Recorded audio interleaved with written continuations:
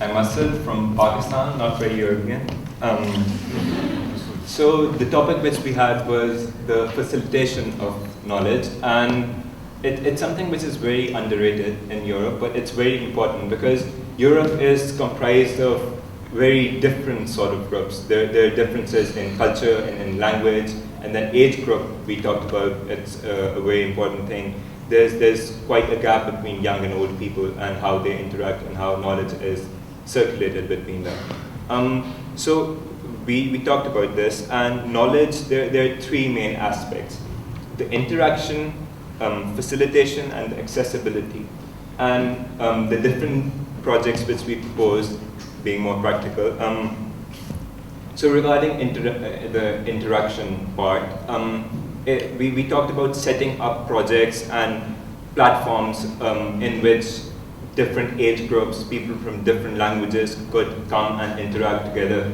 For example, people had started different projects on our table, and most of them revolved around the internet. And for example, someone had a biking club, and they had a website where you could go, and then you could go on a road trip and things like that, and which would encourage different age groups and different people from different countries and languages to come together on a trip and go there and interact with each other. And you can also look outside technology. If you look, the place where I live, there's a club nearby, and only old people go there. And there's another club where only young people go there. If you could find a way in which old and young, the older and the young generation could interact more freely among each other, and if you could focus on changing the conventional ways, and there's this solid gap between the old and the young.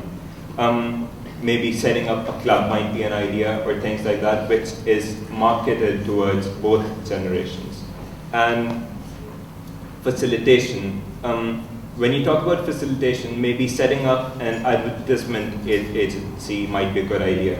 Something like a social enterprise, which would generate money as well as work towards a social cause. So you can go to platforms which exist already and people don't know about. For example, couch surfing. There's a website you can go couch surfing, and even though they don't have specific advertisements, it's implied that it's for the youth. If you could have an advertisement agency which goes to them and they give them an opportunity to advertise to both the young and the old, you could have more interaction between them.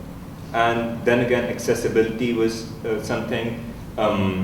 Different people have different resources and different bank accounts. So the thing is that maybe we could have more international schools where different European students could go and study in the same language, or learn each other's languages, or learn from their cultures. I myself am from an international school, and I think it's one of the best ways in which you can promote cultural understanding as well as knowledge facilitation. Thank you.